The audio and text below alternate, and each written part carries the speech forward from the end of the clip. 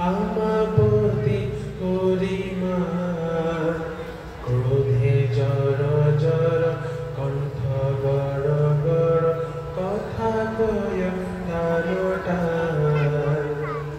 আহারে বিধাতা কিভাবে গড়িছা নারী বলে এই জাতি এওর সংগত বসবাস কৰি স্থিৰ কি থাকিব মতি যেতিয়া তেতিয়া গুৰু অভিমান কৰি ৰাখিব ৰাগ ৰখীয়া বহিবে মন ৰহিবে ৰাগ কৰিবে মই যদি কিছু চাতুৰি কৰি না কৰিব মান ভংগ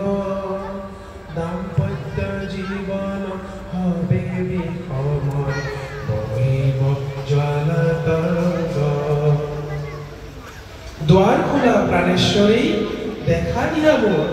তোমাৰ বিৰহ জ্বালা সহিব নোৱাৰো